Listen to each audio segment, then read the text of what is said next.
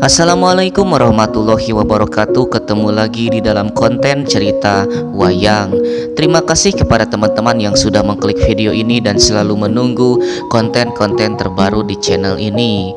Terima kasih juga kepada teman-teman yang sudah mengklik tombol like, subscribe, serta komen dan membagikan video ini sebanyak-banyaknya.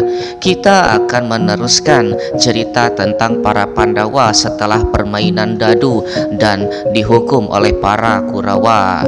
Dan disinilah awal mula para Pandawa menjalani hukuman selama 13 tahun. Bagaimana ceritanya? Mari kita simak. Setelah permainan dadu di negara Astina, kemudian para Pandawa pun dihukum demi mendapatkan kembali negara Amarta. Para Pandawa dihukum selama 13 tahun, 12 tahun diasingkan dan 1 tahun harus menyamar dan bersembunyi serta tidak boleh ketahuan oleh para Kurawa. Apabila mereka ketahuan di dalam menyamar dan bersembunyi tersebut, maka hukuman dari 12 tahun diasingkan harus diulangi dari awal kembali. Dengan terjadinya hukuman tersebut, kemudian putra Pandawa pun menjadi anak-anak buangan. Para Pandawa beserta Dewi Drupadi diasingkan, yaitu di hutan Kamyaka.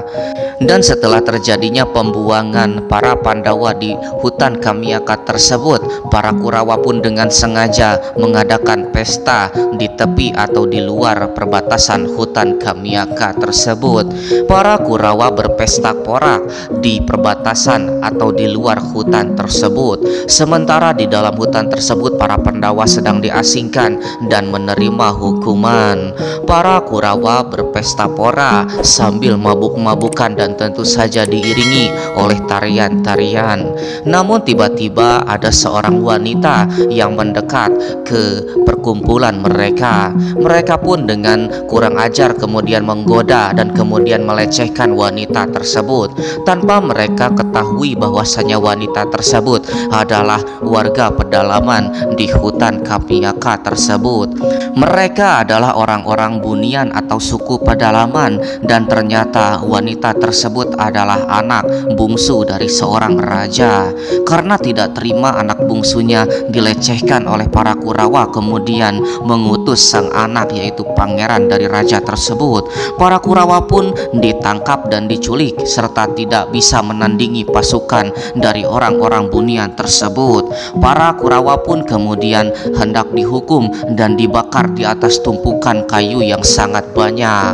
Namun seketika di dalam hutan Kamyaka, Prabu Yudhistira pun mendapatkan sebuah firasat untuk menyelamatkan para Kurawa. Yudhistira mendapatkan bisikan bahwasanya para Kurawa sedang diculik dan akan dibakar sesegera mungkin. Kemudian Yudhistira pun mengutus Bima dan Arjuna demi menyelamatkan para Kurawa. Tentu saja Bima dan Arjuna awalnya menolak untuk menyelamatkan para Kurawa karena para Kurawa lah yang sudah membuat mereka dibuang di alas Kamyaka. Namun kemurahan hati dan keikhlasan hati Prabu Yudhistira yang menegaskan bahwa mereka adalah saudara mereka juga. Lalu kemudian Bima dan Arjuna pun pergi demi menyelamatkan para Kurawa yang akan dibakar. Ketika orang Bunian tersebut akan membakar para Kurawa, datanglah Bima dan Arjuna. Bima kemudian menjelaskan bahwasanya para Kurawa adalah merupakan saudara mereka.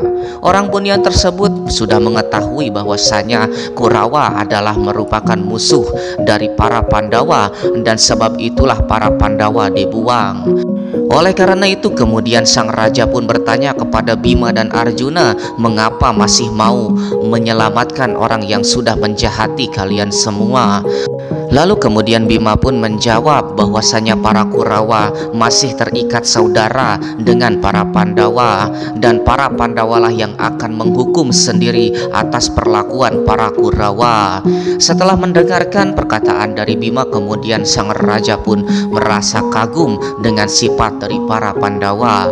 Dengan kemudian sang raja pun melepaskan para Kurawa. Namun yang terjadi adalah para Kurawa malah berlarian tanpa berterima kasih kepada Bima dan Arjuna. Dengan begitu kemudian para Kurawa pun berhasil diselamatkan. Di dalam hutan Kamiyaka sendiri, para Pandawa sedang akan beristirahat.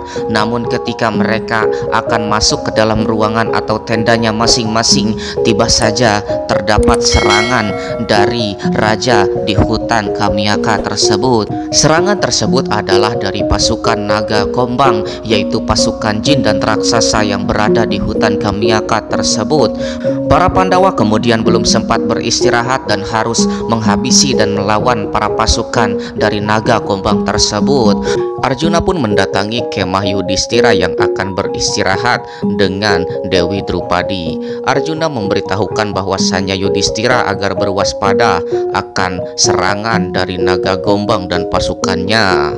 Seketika kemudian pasukan Raja Kombang pun berhasil dikalahkan oleh para Pandawa. Ketika para Pandawa sudah beres menyelesaikan masalah tersebut, kemudian Arjuna pun menghadap kepada sang kakak, yaitu Prabu Yudhistira. Arjuna merasa bersalah karena dirinya sudah mengganggu sang kakak yang hendak beristirahat, dan Arjuna pun meminta kepada Yudhistira untuk menghukumnya. Namun Yudhistira sudah memaafkan dan tidak perlu rasanya dia menghukum Arjuna. Namun Arjuna memaksa untuk dihukum oleh Yudhistira. Dan akhirnya setelah berpikir, kemudian Yudhistira pun memutuskan untuk memberikan hukuman kepada Arjuna untuk bertapa. Tak hanya Arjuna saja, namun seluruh Pandawa 5 diperintahkan untuk bertapa, termasuk juga Prabu Yudhistira. Satu dihukum, maka semuanya pun ikut dihukum, dan Arjuna pun tapa di Gunung Indrakila beserta para pawongan. Sementara Nakula, Sadewa, dan Bima mereka pun tapa di tempatnya masing-masing, dan Prabu Yudhistira pun bertapa di pinggir Sungai Yamuna. Di pinggir Sungai Yamuna sendiri Yudhistira sedang bertapa, dan kemudian setelah beberapa waktu berlalu, ada seekor burung kecil yang bersembunyi di pangkuan sang Prabu Yudhistira. Burung kecil tersebut sedang bersembunyi dari kejaran burung yang sangat besar. Kemudian ketika burung yang besar itu pun datang menghampiri Yudhistira dan kemudian meminta sang burung kecil itu diserahkan kepada dirinya, Prabu Yudhistira kemudian melihat burung kecil tersebut, dan burung kecil tersebut enggan untuk diberikan kepada burung besar tersebut. Namun sang burung besar itu pun berkata bahwasanya dia sedang menyusui anaknya dan harus mendapatkan makanan untuk anak-anaknya. Apabila dia tidak mendapatkannya, maka anak-anaknya pun akan mati kelaparan.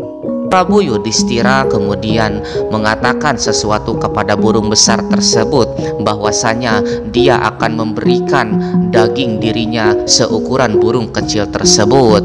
Namun ketika mendengarkan perkataan Yudhistira tersebut, sang burung besar pun kemudian berpikir sejenak dan malah menginginkan seluruh daging dari Yudhistira. Yudhistira pun tanpa ragu demi melindungi burung kecil tersebut kemudian rela menggantikan sang burung kecil dengan dirinya. Namun ketika sang burung besar pun akan menyergap Prabu Yudhistira, seketika pun burung besar itu pun berubah menjadi Batara Dharma. Batara Dharma datang kepada Yudhistira berniat untuk menguji keteguhan dan ketekunan dari Prabu Yudhistira. Prabu Yudhistira kemudian mendapatkan anugerah dari Batara Dharma yang merupakan kebijaksanaan. Kebijaksanaan yang dimiliki oleh Prabu Yudhistira adalah kebijaksanaan, kemauan di dalam menolong masyarakat kecil apabila dinobatkan menjadi seorang raja dan pemimpin. Begitulah cerita tentang bertapanya Prabu Yudhistira di pinggir Sungai Yamuna. Terima kasih kepada teman-teman yang sudah menyaksikan video ini dari awal sampai akhir, dan terus memberikan dukungan kepada channel ini dengan menekan tombol like, subscribe, serta komen, dan bagikan video ini sebanyak-banyaknya. Tentu saja kita akan tetap melanjutkan cerita tentang para Pandawa yang dibuang, dan akan banyak sekali kelanjutan cerita seru dari kisah Pandawa dan Kurawa.